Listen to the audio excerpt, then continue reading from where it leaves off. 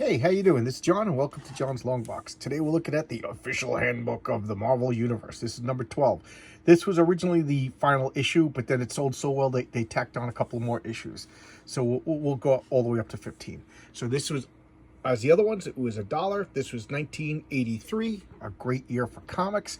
Such a great year for comics. And this is V to Z. And I noticed, I said the last time I did this that I'll talk about Tyrannus because my friend Bob always used to goof on Tyrannus. And then he wasn't even in it. But they had the Tyrannoid. So there was a couple of mistakes. There was a couple of notable characters that were left out. So there we go. All right, so this is V. And as I always like to do, I see if I could name them. And here's the Hannigan and Rubenstein did the artwork. That's Valkyrie. Looks exactly like the woman in the Thor movies. There's the Wrecker, the head of the Wrecking Crew, who I'm really surprised is not in the MCU. I'm really surprised by that. Wolverine, everybody's favorite. That is Werewolf by Night. Vance Astro, I love Vance Astro. That's Vanguard from the Soviet super soldiers. Wolvesbane. Wonder Man in the horrible but wonderful at the same time safari jacket costume. Look how bad that is. That's awesome. The Vision, looking exactly like how he looks in the MCU. And the Wasp. And let's look at the back. Oh, there's the Watcher. That is Ymir. That's Zax. That's Viper. That's Yondu, looking exactly the way he looks in the Guardians of the Galaxy movies. The White Queen, Vermin, I think that is. The Vanisher, just a horrible villain. The Vanisher is just so bad. Whirlwind, that's, why can't I think of his name? Vapor, I think. Vapor. I thought it was Nitro. The Vulture and the Wizard. Okay, and let's open it up. The official handbook of the Marvel Universe V to Z. As always, let's check out the artist, see if there's anybody. June Brigman. I don't really know June Brigman. Okay, everybody else I seem to know. Luke McDonald is an underrated talent, if you ask me. Ymir is drawn by Walt Simonson. And then let's check out the volume 1, number 12, December 1983. And here we have Valkyrie. You know, Valkyrie looking exactly like the woman whose name escapes me in the Thor movies. Look at that spitting image. It's like she stepped into the movies. Brunhilde, former chooser of the slain. First appearance as the Enchantress, Avengers 87. I have that. As Samantha Parrington, Incredible Hulk 142. I have that. As Barbara Norris, Defenders 3. I got that. And Defenders 109. This, I've said this many times to friends and excuse me. Back in the early 2000s, message boards were a big thing, and you'd go to Marvel message boards and talk, or old Newsarama before that became a cesspool. I was always a big advocate for Valkyrie. I was like, Valkyrie should be Marvel's premier superhero. They should just push her out because like DC has Wonder Woman. This is a mythological, badass, strong, powerful woman, based in mythology. She should be. I doubt that she'll ever get as popular as Wonder Woman. That's like trying to capture lightning in a bottle again. But Marvel should have pushed for her to be more popular than she is. Throw some top talent on her, and voila, you would have female Thor. We wouldn't need all this Jane Foster Thor and stuff like that. I'm trying to stop saying stuff like that. They had it already there, and they just dropped the ball on this character. She's such a bad, convoluted backstory, but there's nothing that can't be fixed with some good talent in writing. And man, I think it was Steve Englehart. Steve Englehart, he needed to be working with strong editors, because that guy is just like, he just likes to see how far he could go. And sometimes it can go very far. But there you go. I think Marvel really, really messed up by not pushing for Valkyrie to make her more popular. Vance Astro. I love Vance Astro. Him and like Arcturus Rand, to me, always were like similar characters. And Vance Astrovic, they kind of later on made him to be Justice from the New Warriors. But originally he was an astronaut, and he went in a ship. They put him in suspended animation, and they flew him to Alpha Centauri, and the trip would like take like 1,000 years. And then when he woke up, he already found that that humanity had surpassed him, made it to Alpha Centauri before him due to warp drive technology, and poop out of luck because but he's still considered a great explorer or whatever. But you wake up and you find that people already did it better than you would have done it, and long ago. So I just kind of felt bad for him. But the thing is, his mind was kind of like active, and it gave him like these mental powers. Later on, when they introduced the Justice character, they said that he was a mutant that always had telekinesis. So they kind of changed it. I kind of like Justice, but I've always liked just the Vance Astro Man Out of Time concept. I just like that guy. Here's a guy, the Hammer and the Sickle. He's the Soviet. He's the communist superhero. I don't really know much about him. Marvel Superheroes 18. Yes, I have his first appearance. Iron Man 109. I have his first appearance. And as bad as it sounds, I don't remember it too well. I know I read it, but I don't remember it too well. So I never really cared for them. They were good villains, good. Ursa Major is my favorite in that group. And Darkstar defected, became a good guy because she was pretty cool. Look at this. I just thought of something.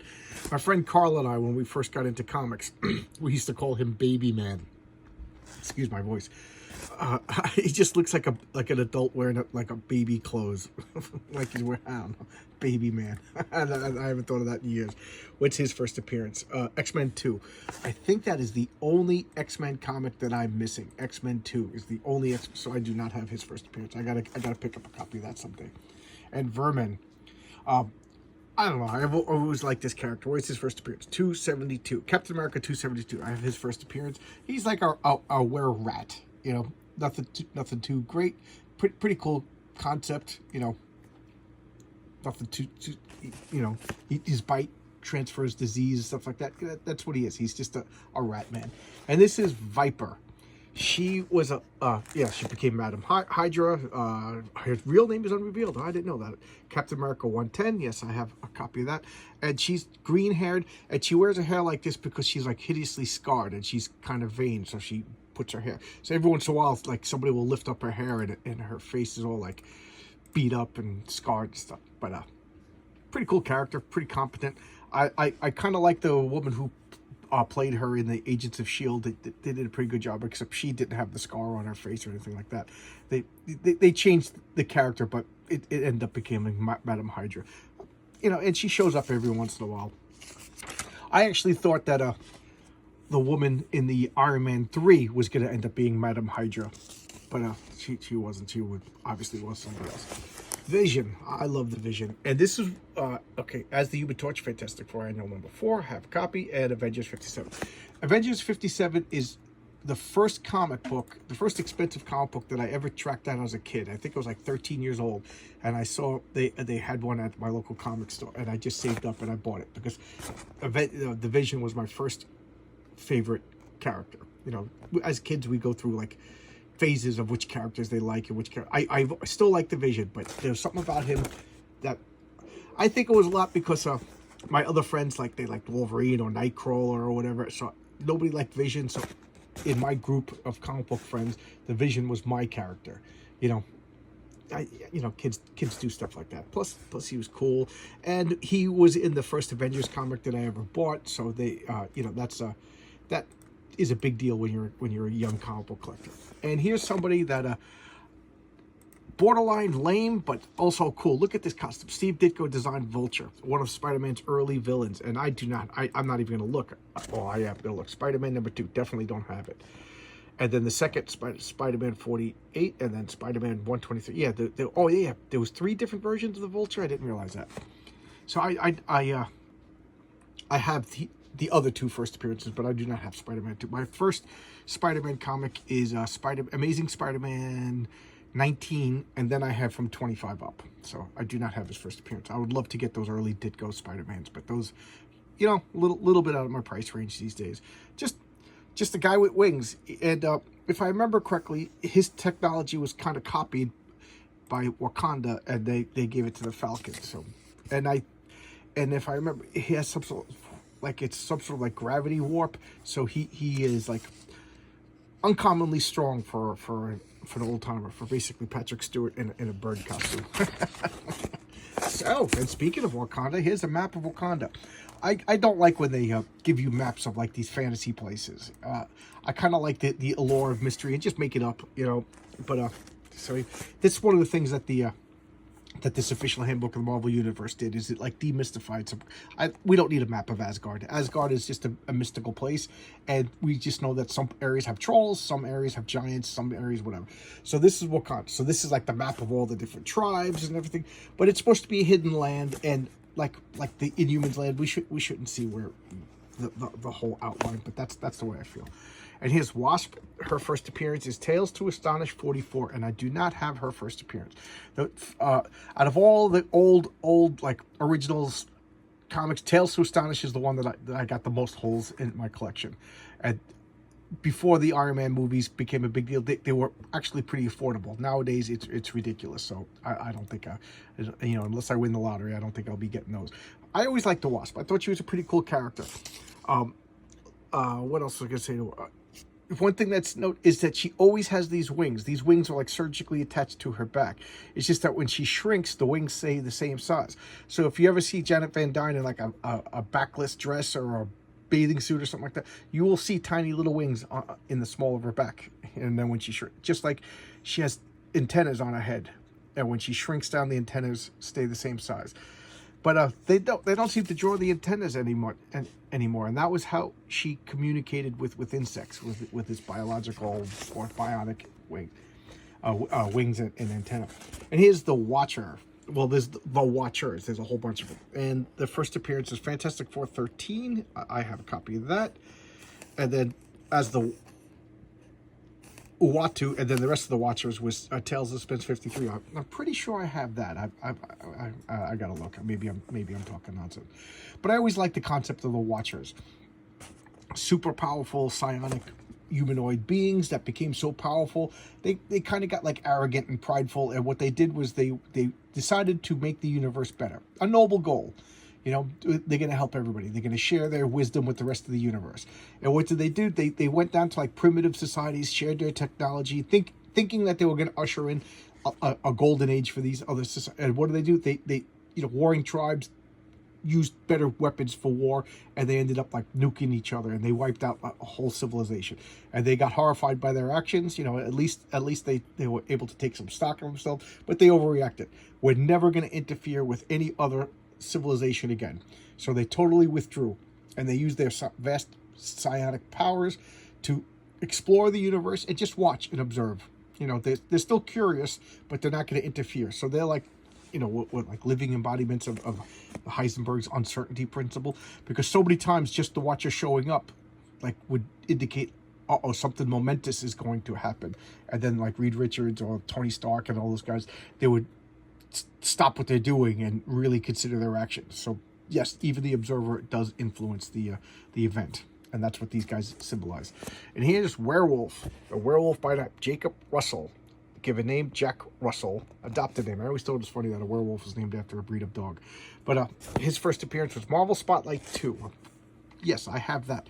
And Werewolf by Night, I've said it in a few videos, that's another comic that I was taking my time filling in the gaps, and unfortunately I waited too long, because now that it has the first appearance of Moon Knight, it's just, back issues for this are just so expensive. Plus, I have noticed that all back issues are getting more expensive, and my personal theory is that Marvel Comics and DC Comics are so bad now that people, you know, my age, a little older, a little younger, they still want their comics. They still love these characters. They still enjoy the hobby of comic books.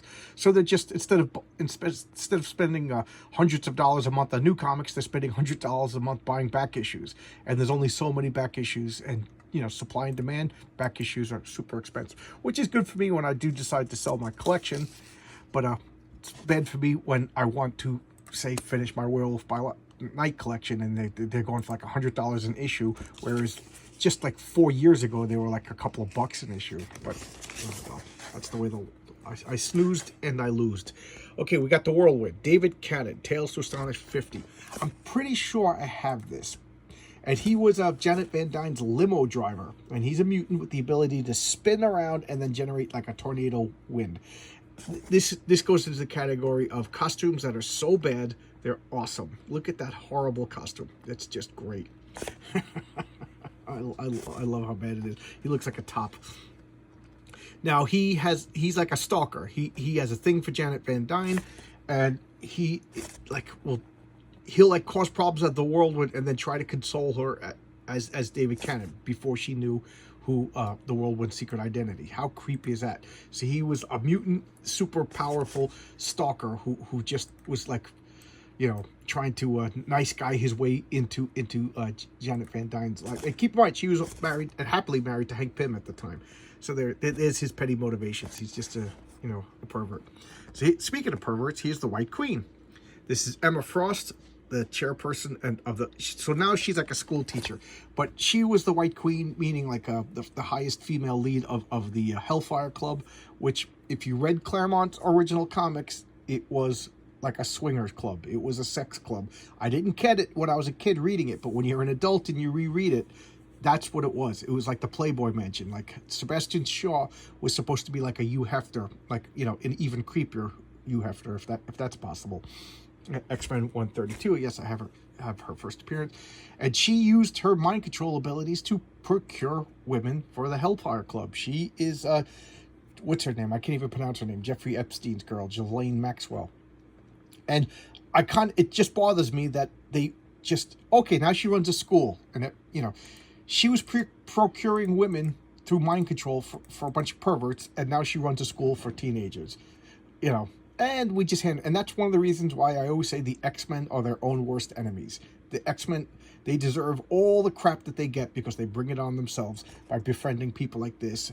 They break Magneto out of prison, and oh, he's a mutant, he's never going to get a fair break. He just got tried, he's going to prison, the X-Men break him out, make him the leader of the X-Men, and then Magneto robs the X-Men and flees, and then kills how many soldiers in Russia? It was just, X-Men, you pissed me off. And Will-O-the-Wisp. Oh, okay, this was the guy I thought his name was Vapor, but it was Will-O-the-Wisp. I really know nothing about him. Spider-Man 167. I even have this comic, and I know nothing about him. He transforms into like, or makes like a glowing aura. Big deal. He's villain of the week. There's a lot of them. There's a lot of them.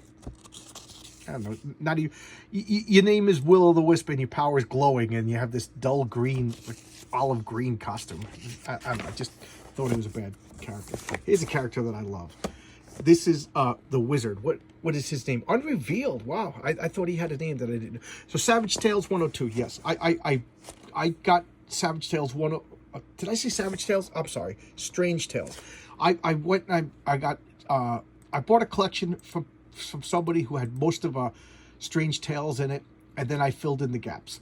So I have pretty much a full run from 101 up, and that's where it changed into the Human Torch, and then eventually it became Human Torch and Doctor Strange, and then it became Doctor Strange and Nick Fury. Split comic. But like I said a few times, the Human Torch was the most popular member of the Fantastic Four back in the early days, in the 60s. So they were trying him out. They gave him half of Strange Tales, because this Strange Tales was an anthology, like science fiction horror comic, and those were on the way out. So they boosted the sales, or tried out Johnny Storm. They gave him his own 8 pages in Savage. I keep saying Savage Tales. In Strange Tales, and eventually he got the boot, and Nick Fury took over, and that's when we got Nick Fury, Agent of S.H.I.E.L.D. Because before that it was Nick Fury and the Howling Commandos.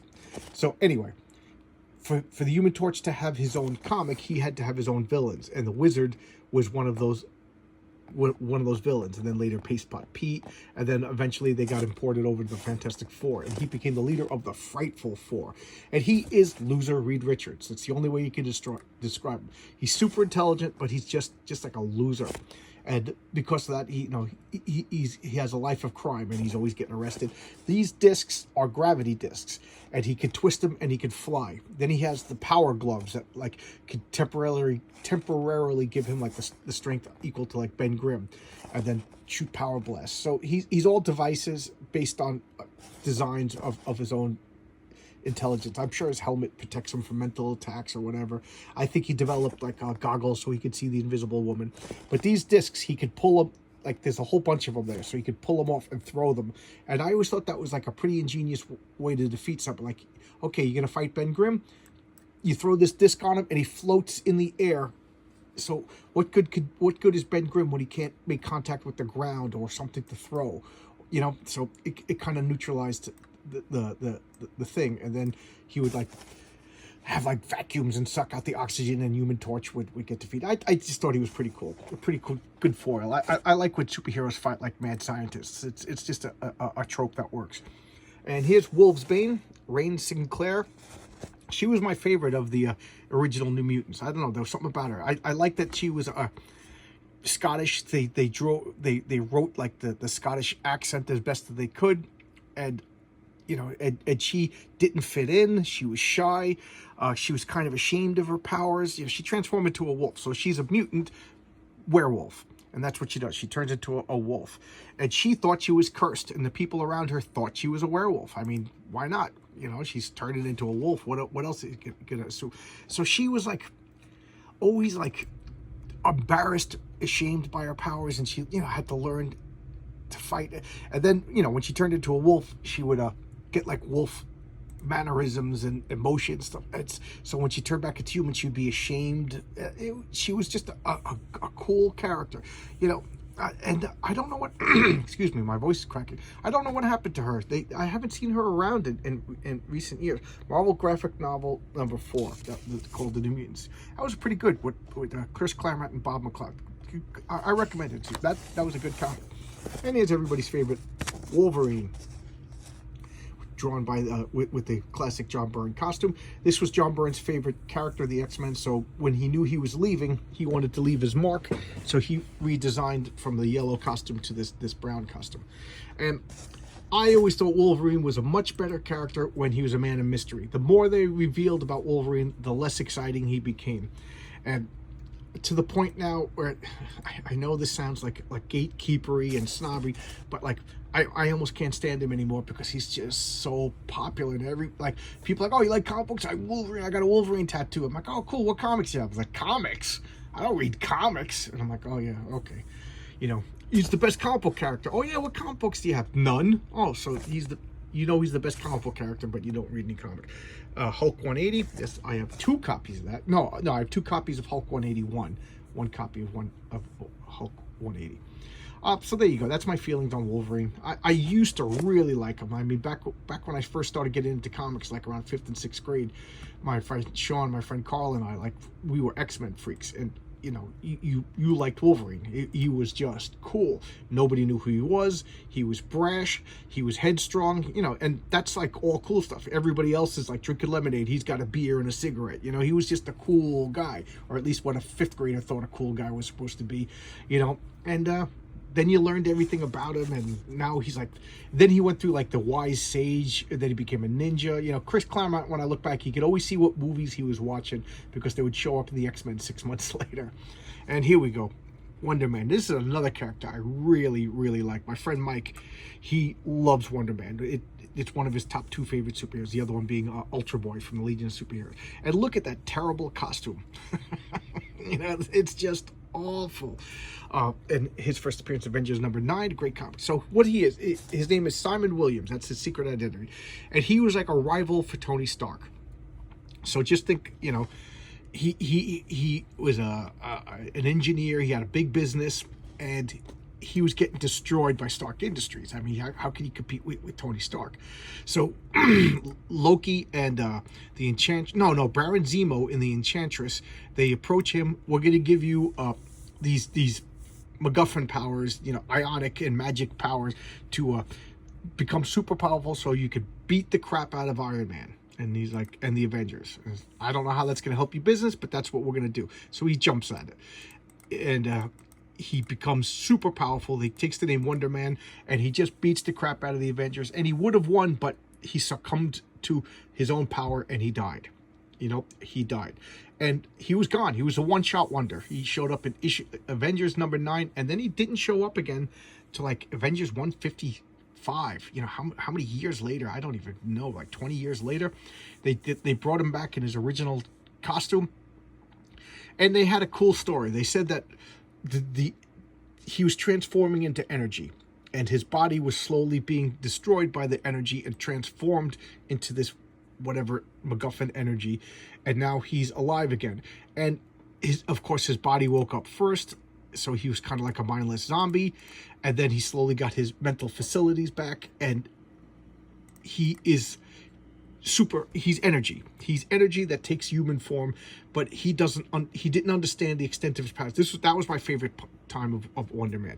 He didn't know how powerful he was. He didn't need to eat, he didn't need to breathe, he didn't need to sleep, so he could survive in space. But when he went to space, he still wore a spacesuit. He ate, he slept because that's what he thought he should do. But he's energy. It's like a living sunbeam, or a living bolt of lightning, or whatever, electricity.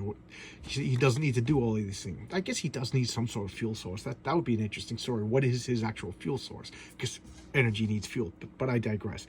So he's immortal. He can't be destroyed. And later on, like today, 40 years later from his rebirth, he could transform into energy. He could fly. He could change his shape, and because he's learning to control the extent of his. He's probably the most powerful Marvel superhero if once he realizes his potential. But at this point, he was dead, and he remembered it. I thought that was so cool. So he never really died, not in the true capital D sense of the word. He wasn't dead, but he was dormant. There we go. That's the word. So he lay dormant in a coffin with full memory of the time, because his body was transforming into this energy.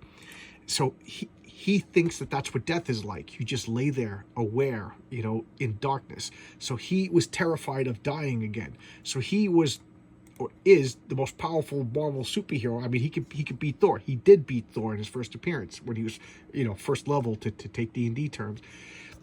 Just hesitating and scared because he doesn't want to die. Nowadays he knows he can't die, so he should be just mowing down like Thanos and stuff. Just a cool. I like that, and that's what Marvel did, was they gave flaws to their superhero. Not just the color yellow like Green Lantern over at DC, or kryptonite like Superman, but they had like real world flaws. Like Peter Parker, he was kind of a jerk. He was an arrogant jerk, and it took his uncle to die before he gained some humility. And then, he's always has the responsibility of Aunt May and whatever, and the guilt. I like all that. The Fantastic Four is a family with all the boons and negatives of being a family. And that's Wonder Man is like one of the best, if you ask me. The immortal superhero who's afraid to die and hesitates. How cool is that? And here we have the Wrecker. Okay.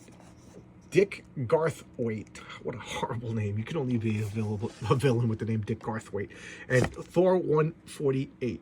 I have a copy of that, and I know I read it when I was a kid, and I think it's time to reread it because I don't remember. But Loki gave him, he enchanted... He was a construction worker, so yeah, I like him. But Loki enchanted his crowbar.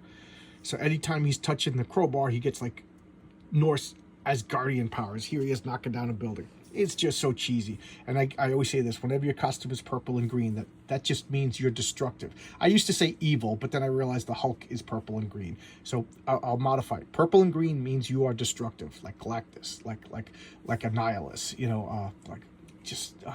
why is it... the Impossible Man. And then later on, he got the Wrecking Crew. And he they all held onto the crowbar, and he bestowed some of his power on him. So we got Thunderball, Bulldozer. This is the one who's... I always forget his name, Bulldozer. So he runs, puts his head down, and smashes stuff. And then Pile Driver. And then I think they added a few more. And these guys... he is strong enough to fight Thor on his own. And then when he had the whole Wrecking Crew, these guys were powerhouses. They would fight the Hulk to a standstill. And what do they use for... They're just jobbers now. So they just show up with the new cool... brand new superhero of that some editor's pet project, and they bring out the Wrecking Crew to get beaten, to just show how cool the new character is. They're really done dirty. And here's the X-Men. As much as I like the X-Men Chris Claremont years, and little afterwards, I kind of stopped collecting a little while after Chris Claremont left. But these guys, they bring it on themselves. That's such a, like, let's start with Xavier. What a creep he is. You know, in the first issue, he's mentally thinking about how he lusts after Jean Grey, who was 15, 16 years old at the time, and he was obviously 30 or 40 years old. So there's the creep. Then I actually still like Scott Summers.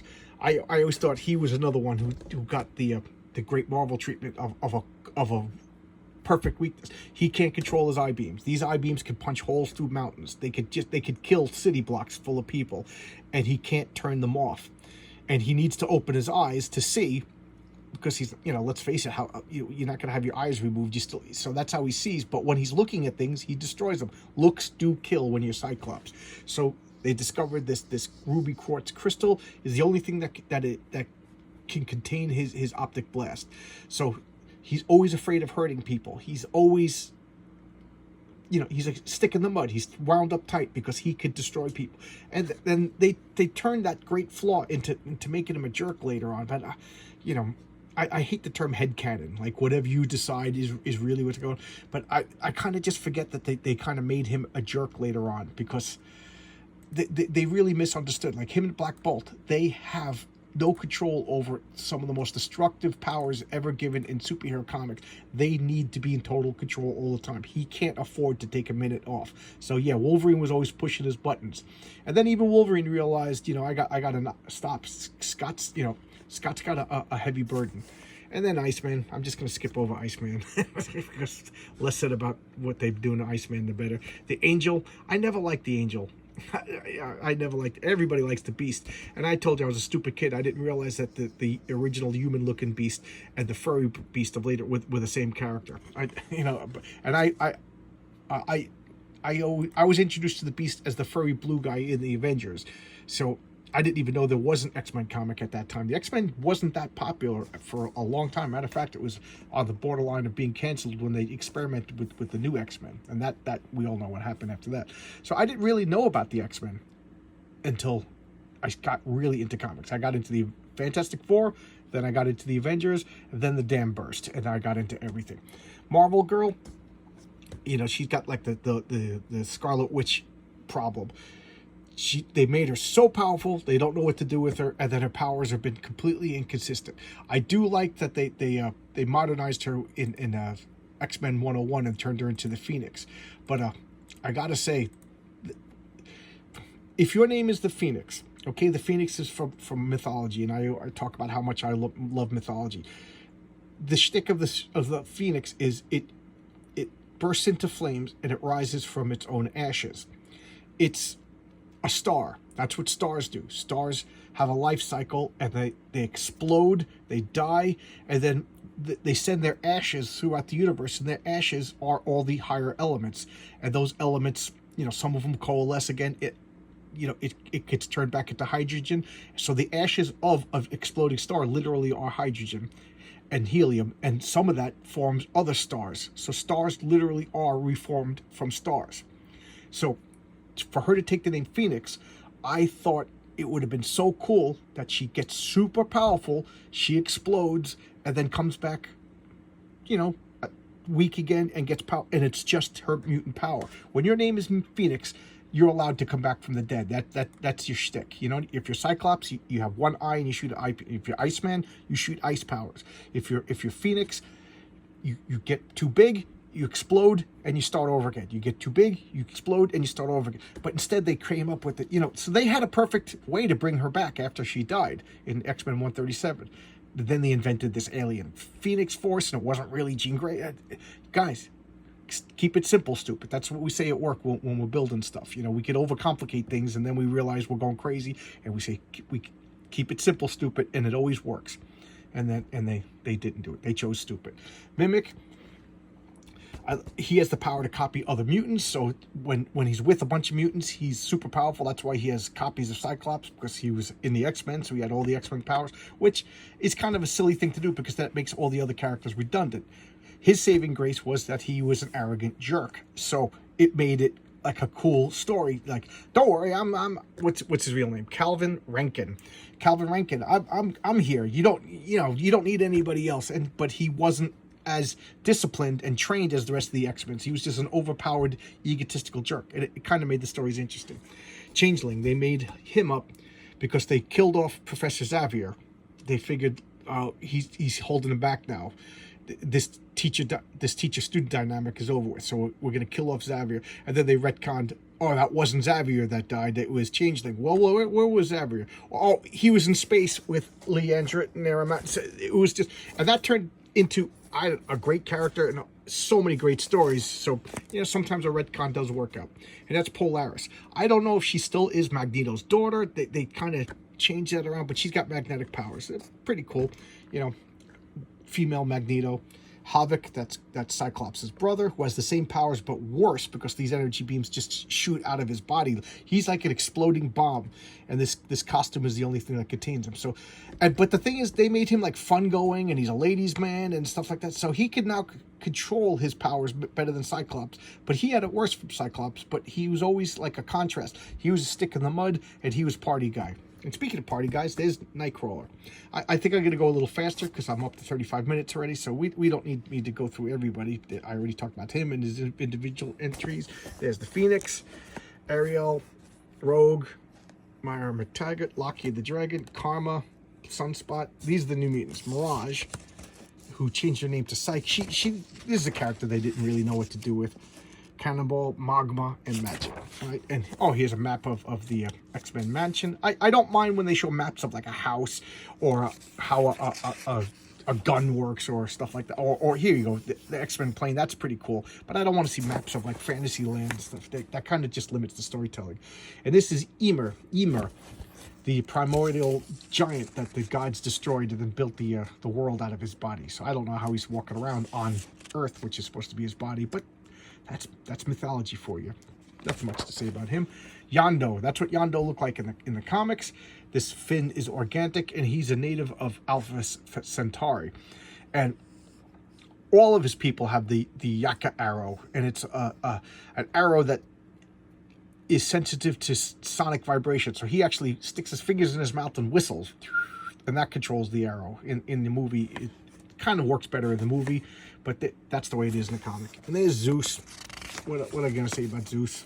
King of the North, the Greek god. I talked about Zeus in lots of detail when I showcased the Olympians comics.